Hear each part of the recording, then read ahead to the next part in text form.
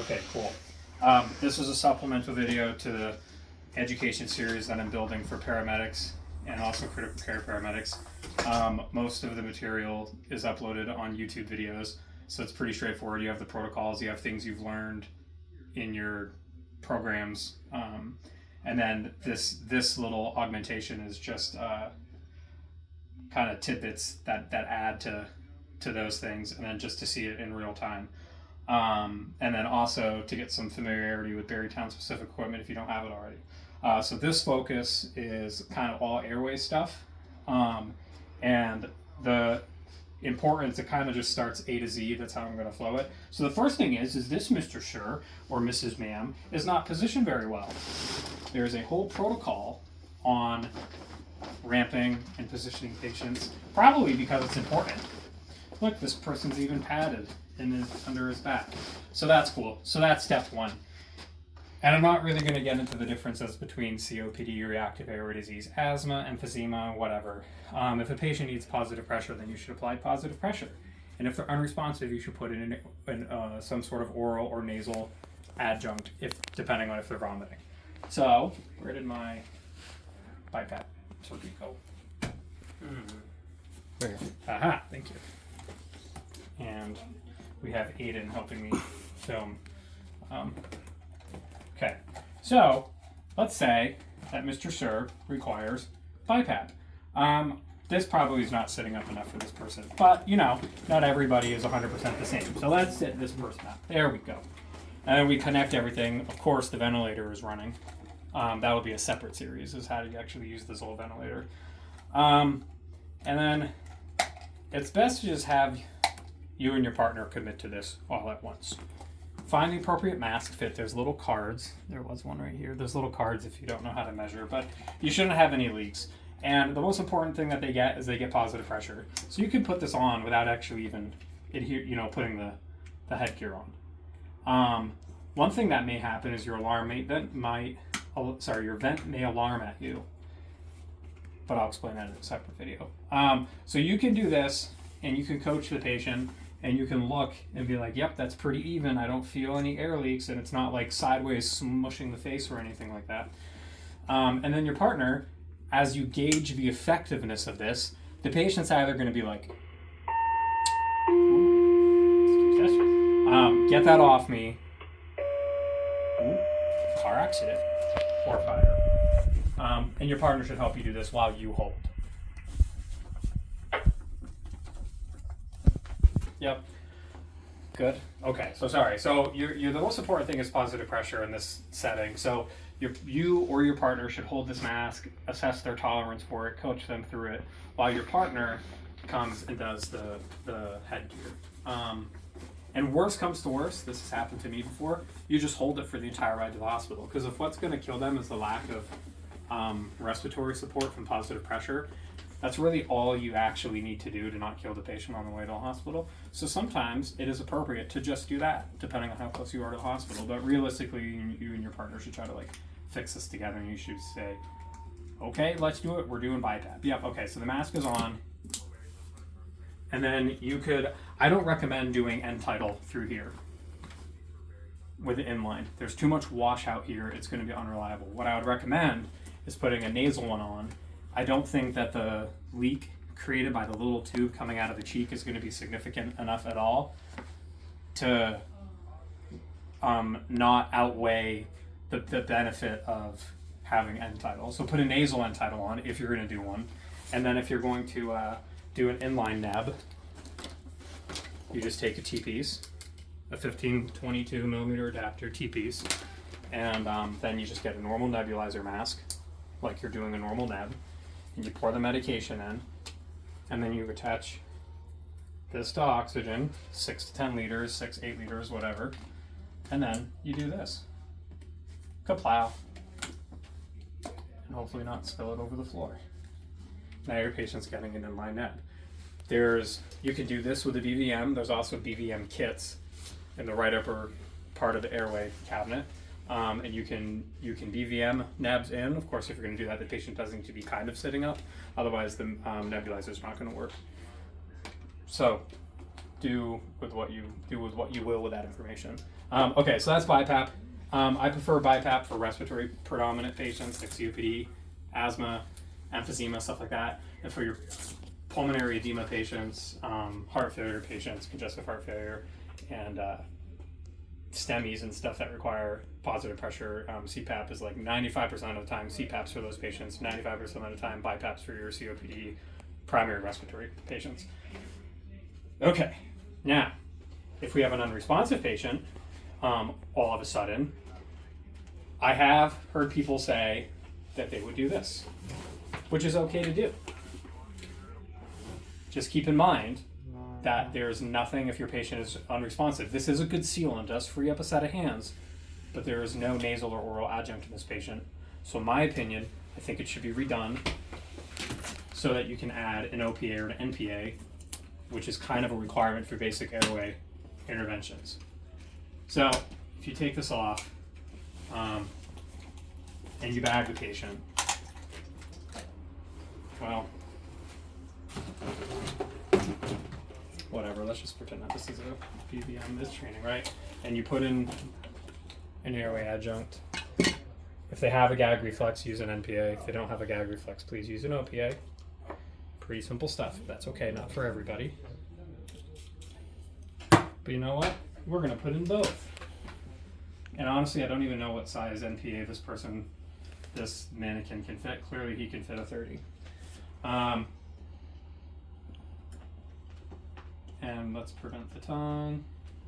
And honestly, if the patient could stay up like this is probably better for the lungs, because what works against breathing is gravity and the weight of the belly, and if people have large chests, or if they are pregnant, or anything like that, or if they're really kyphotic and they have weird shaped backs. So if the patient is flopping over, you should lay them down. But if they can somehow maintain some sort of like normal-ish looking thing at a slightly inclined position, this is more physiologic to breathe against than it is laying completely flat. So that's a case-by-case thing. Okay, so let's do what's called apneic oxygenation, where we put an NRB or BVM, high flow, and a nasal cannula as high as we can. One of my little tidbit caveats to this, I will forego 15 liters a minute on a nasal cannula to do 5 to 10 liters a minute on an end-tidal nasal cannula. Having the benefit of end-tidal, so you still get apneic oxygenation at 10 liters. Yeah, you're not getting the 15, but you get end-tidal. So that's like a middle ground, in my opinion, if you put that. So I will put an end-tidal on this person, put it as much as to the end-tidal is rated to. I think it's like 10 liters, isn't it? It's definitely not 15. And then we'll bag them. And then they're being bagged. Yep, yes they are. Okay, or two-person bagging. Don't forget about two-person bagging. And if they still have wheezing, you can do the medication adjuncts, the rescue stuff at this point. If it's an asthmatic or a wheezing patient, you can give magnesium, you can give IMEPI. That IMEPI would be first line. You can give continuous nebulizers. Yep, okay. And then make sure you have PEEP. 5 to 10 is a good starting for adults. Pediatric patients that are very small, 4 to 5, probably. Okay, so one thing that works against people when they go to intubate somebody is the positioning. So you definitely have to get the patient into an ear to sternum-ish position. Ramp the back if there's any abnormal curvature to it. What causes abnormal curvature? Obese patients, yep, because they have a lot of fat where they shouldn't have it, and their bone structure is changed by the amount of adipose tissue between the bed and them, and they bend differently. So you have to ramp certain patients that are either really kyphotic. Another consideration for patient movement when intubating would be if the patient has potential for cervical injury, they would probably have to be flat. So my preference is to always use video laryngoscopy. One of the things that I want to talk about, which is not talked about in the YouTube videos, and I intentionally grabbed a pediatric bougie. This is because sometimes people put pediatric bougies where the adult bougies are supposed to go. So if you don't check your truck good enough, and then you all you're left with is this, I guess this is what you're left with. So you should have suction prepared. And then with these ones, with the decanto suction, do you need to pause? That's okay. This acts kind of as a rigid blade a little bit. So you can hold the tongue down with it while providing continuous suction, and you can hold the tongue down similar to an OPA and similar to your blade. So if you haven't looked up the salad technique, now's your chance to pause the video and look up the salad technique using the Decanto method. I don't endorse products, but we have the Decanto catheters. Okay, so suctions ongoing. NPA, OPA are in, suctioning, and then we'll prep our equipment. Okay, here's something important. Have a backup device. Have a surgical device ready if you anticipate that the airway is going to be challenging. Test your equipment. And then, lubricate your equipment pretty well, too. Oh, yeah. Look at that. Looks pretty good. It's not losing air. Okay. So we'll deflate that. The sim mannequin here can only hold like a 6 to a 6.5 tube, so I'm going to use a 6.0. Okay, so let's say that we're going to intubate this sim mannequin using direct laryngoscopy. This is fine for direct laryngoscopy. What I want to iterate to everybody is that when you put a blade like this into somebody and you manipulate the jaw structures by pulling the jaw down and up, right? Not prying, but pulling the jaw down and up, you are manually displacing the inside anatomy to line the tragus up with the sternum, which creates a straight line of the tongue to the uvula, to the pharynx, to the epiglottal space, and then into the trachea. So it's all one line. When you use a video scope with a hyperangulated blade, you don't do the manual manipulation. When you don't do manual manipulation, you don't actually change the inside shape of the mouth. You go around it using this little cheat device. It's very useful. But if you think that you're gonna get a bougie in with normal anatomy under hyperangulated video laryngoscope conditions, you will probably end up on hitting the back of the trachea or the back of the throat, much like if you were to put a blade like this in and then just do this and stand here and think that you're going to be able to get it into the trachea. You're not going to be able to get past the bend. So if you have a device that does not go past the bend, it's ideal to use a bougie. If you have a device that does go past the bend and it's hyperangulated, where'd my other one go? Here it is.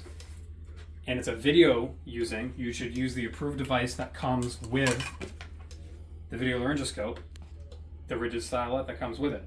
We have a pink one for the old ones, we have a blue one for the new ones. So that's very important, please keep that in mind. Lastly, there's these McGills. If you're in there messing around and you see something that you can grab, you should grab it. Usually this requires direct laryngoscopy or video. Visualizing it. Oh, come here. Come visit. Look at this. This is a perfectly placed OPA. Check it out. You see it right behind the uvula. Yep, that is a very good OPA. That's how far it should go. Anywho, we can pluck that out. There's a little lecture on removing foreign body stuff. Okay, so the patient's continuing to get apneic oxygenation. And with my... See, look at how messy this is. This is a testament that if you make your ambulance messy and unorganized when a patient actually is kind of crapping the bed on you, you're not going to be able to find stuff. So this is actually a difficult position for me to intubate this person. We would have to go down on the stretcher, which, oh, it's an auto one, sweet. Yeah, maybe even a little bit more. Yeah, maybe even more. There we go, that looks good. You see, that took like 8 seconds, and now I'm likely to get a first time success, and before I probably wouldn't. So let's put some lube on this. Boop, boop, boop. The NPA can stay in, it's fine. And this is more semantics. So notice I'm pulling the jaw down. I'm not going like this, because we don't want to rip teeth. This is easy, but it's not right. You should move the jaw downward. You can get into the vallecula, assuming you're using a Mac, and then you can intubate. Okay, ka-chow.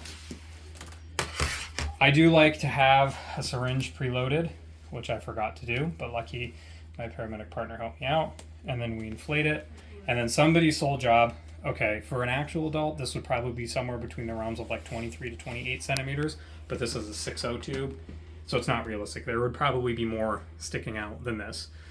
Okay, but let's say we anticipate a difficult airway. So what are some instances where you'd want to use video laryngoscope? In my opinion, it's almost all settings. So certainly if you anticipate a difficult airway, if you do the lemon, the Malin patty, all that stuff, looking at the patient, if they're obese, if they have no neck, if they have airway secretions or anything like that, if they're a pediatric patient, you could anticipate a more difficult intubation. If you anticipate a more difficult intubation, you should use a videoscope with a rigid stylet. Interesting. Interesting. If you weren't sure, and then you get in here, and it turns out you were working with a, where did my blade go? See, I'm losing everything. And there's a slide light, and there's the blade. Okay. If we were, I'm gonna not use the pediatric one, I'll use the normal one, because I actually checked my truck. It didn't put the wrong one into the adult size kit. And you didn't really have a good view. I don't know if you can see this from, if you can get a good view. Let's pretend, you might have to zoom in a little.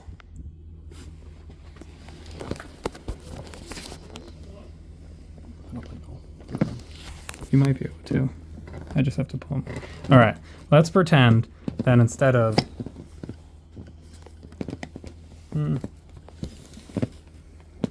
Can you see the, here we go, you might be able to see the, let me see it. Okay.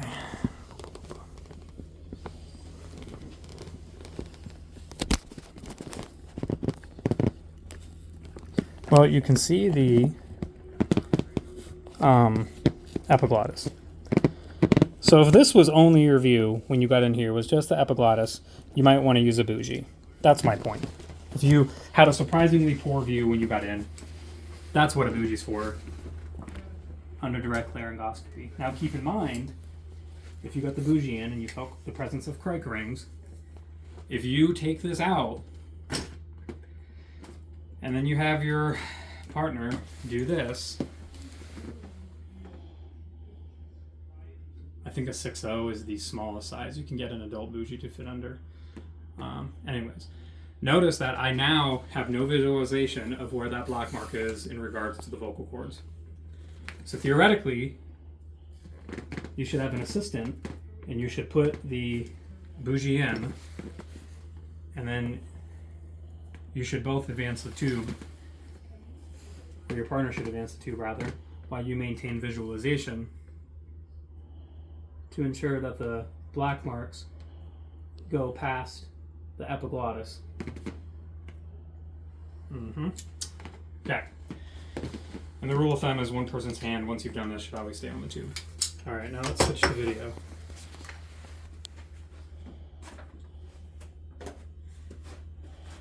All right, so if you press this, hold for a little bit, you're gonna get a green light in the top left corner, and then it's gonna turn on.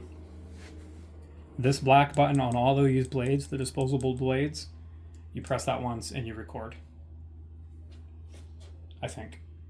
Maybe you press and hold. I'm about to find out, but it's ideal to record.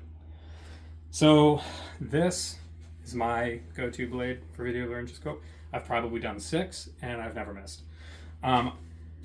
If you had a setting where your view is projected to be poor, there's not a lot of space, that's where a channel is for.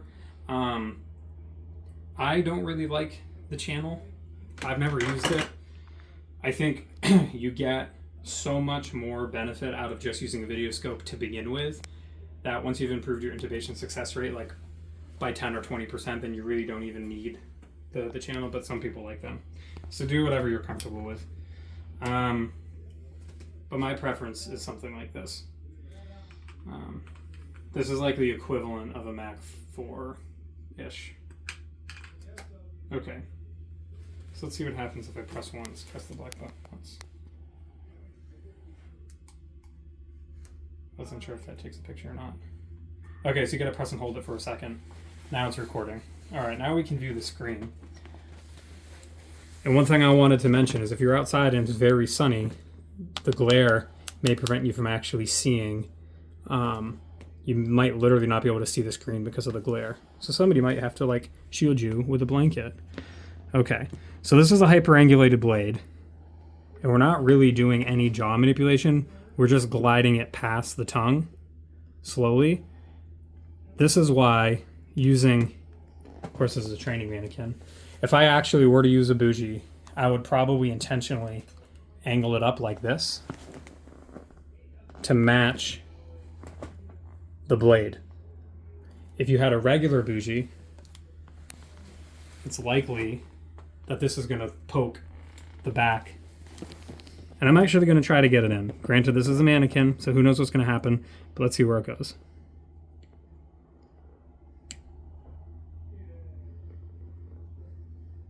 Okay, that wasn't actually that difficult. But this is a large opening. There's no reason why you can't get an endotracheal tube in here. However, if you do have a bougie in, it's very easy to hold this and just look while your partner, assuming they're a paramedic, passes the tube over. But okay, let's use the rigid stylet, the one that comes with it. And the patient is getting apneic oxygenation still through the nasal cannula. And you don't want to do this, if you could do that. You don't want the bead to be through the tube. You want it to be just at the end of it. And slight movements like this wiggle the curvature. That is what your thumb is supposed to do to get it to the right angle. Okay, so let's go in. I find if you have trouble, this is just my experience, if you have trouble advancing a tube, slight clockwise rotation usually helps. It's like the manipulated version of the Burke maneuver. We do backwards, upwards, rightward pressure. So you're turning the stylet rightward. So it's just one component of that you can do without somebody actually pressing on the structures of the neck. Okay, so that's definitely in, so we can remove the stylet. Your partner should remove the stylet. Thank you, Aiden. Yep, cool, and we're in. Then we can shut this off. So press and hold.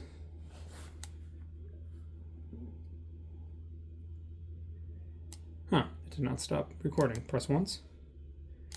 Twice really fast. Twice really fast, that's how you get it to stop. So look at that. Or you can just shut it off. Okay, so the first thing we're gonna do is attach end title with a PEEP and a BVM already set up. That's step one. So let's assume that that's done. And we'll just assume that there's end title in here. This is not a, this is not the right, whatever. Okay, end title's here. And there's a PEEP valve, and it's at 5. Maybe we could do 10. If it's a larger person, do 10. If it's a smaller person, do 5. If you're worried about barotrauma, do 5. If they've got heart failure and pulmonary edema, do 20. Yep. So this will be blown up. Psst, blow it up. Cool. We can verify placement by, you know what? We're getting a really big air leak. I might actually have to blow it up to prevent air leak and then actually get chesterized.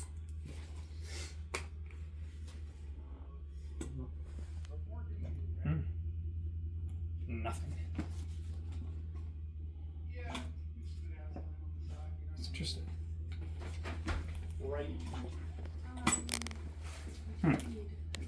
Oh, I don't know. It's not working. It's definitely in. And then in general, if somebody has airway resistance from asthma or any sort of airway lumen narrowing, the smaller the tube you put in for that patient, the more you contribute to increased resistance. So if the patient can tolerate a 7.5 to an 8.0 and you put in a 6.0 or 6.5 because you're nervous or don't think you can get it, you're going to increase the airway resistance on that person. So you might actually worsen their pressure and their expiration. You might cause their airway pressures to be higher, and you might require even more prolonged exhalation to get the air out than you did before intubating them. But at least you get the tube, right? High five. That was sarcasm. So, anyways, the largest tube that can go into the patient safely is the one that should be put into the patient. If you put in an 8.0, they could get bronchhed through it. Hallelujah, right? So there's a lot of long-term benefits. And you don't have to, like if you put in a tube that's too small, you may not be able to put in enough air to prevent an air leak. So, okay. So I think, did I miss anything, Aiden, regarding the, if the patient is grossly contaminated, you could put a meconium aspirator on the end of the tube. Granted, I don't know if they're meant for large adult-sized tubes, but that's something I'll find out. But ordinarily, you would use a device like this. This is small. You would use, this is a 12 French. I would probably use a 16 French with an 8.0 tube. 8 times 2 is 16, whatever. I don't know if that matters, but anyways, you can put this in. You can attach it to your suction. Get rid of your yank hour. You could still leave your yank hour underneath the shoulder or something like that. Jeez. In case the mouth fills up, because you can suction the mouth, obviously. And then you can put your chimney valve in. And then you know what? I forgot to do one really important step, didn't I? I forgot to secure the tube. But let's just say that this thing's on it. This should be a 2-person thing too. Just secure the tube. Just take like 2 seconds and just like do all of the crap right. And then as soon as you put the tube in, and you verified end tidal and breath sounds, and you listen to the belly, and there's like mists in the tube and all that happy horse crap, like 24th a lip. That's my mark. Everything is based off 24th a lip from now on.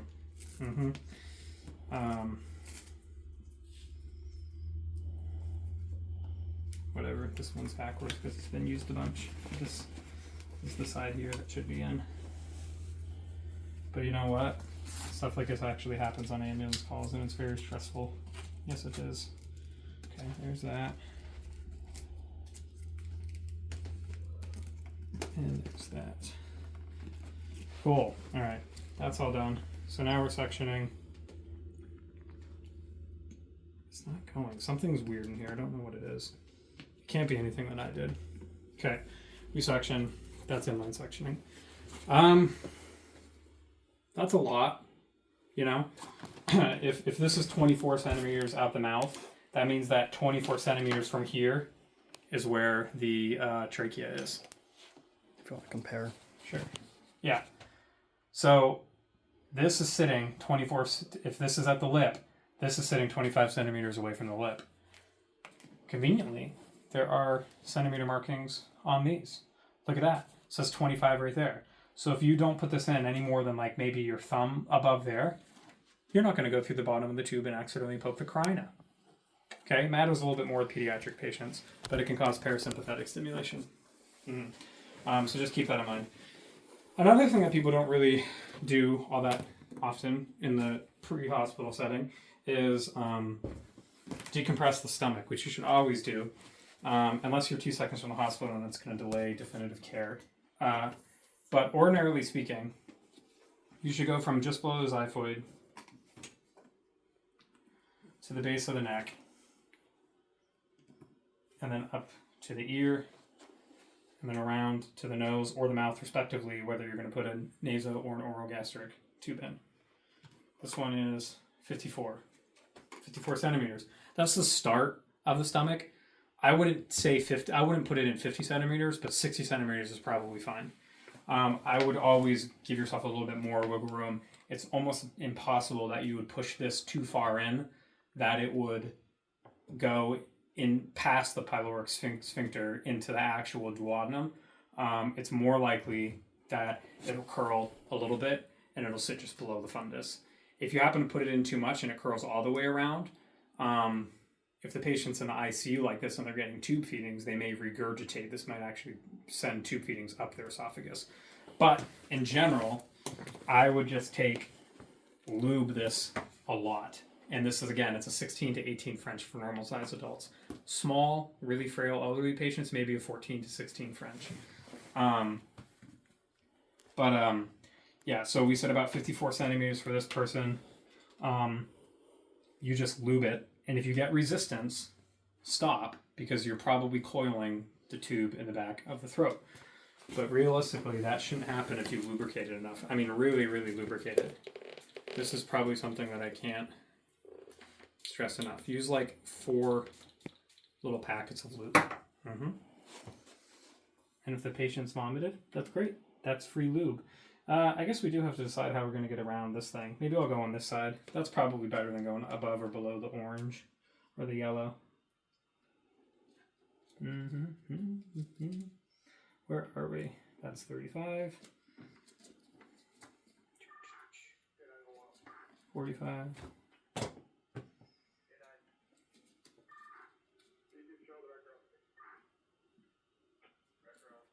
That was quick. Well, we're at about 54 and I'm getting a little bit of resistance. It's not going much, so maybe we're good. Okay. Alright, that's 59 centimeters. Let's do one more thing. And we'll take all of this out. And then we'll see with the video scope if I put this in successfully. You will know if you put it in successfully. I'm just looking for my syringe. Do you see it? You'll know if you put this in successfully because you'll get abdominal contents out.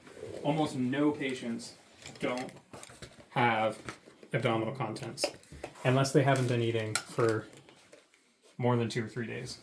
They all have abdominal contents. And then you could always take a little bit of air. You have to use the catheter tip, not the catheter. You have to use the one that has like the pointed tip on it. It's a 60 milliliter syringe, and you can go. You can sort of like pulse it a little bit, and you can listen over the stomach, and you can hear the air go. It's in, and then if you draw back and you see greenish stuff or brown or any color of emesis or blood, then you're in. Okay.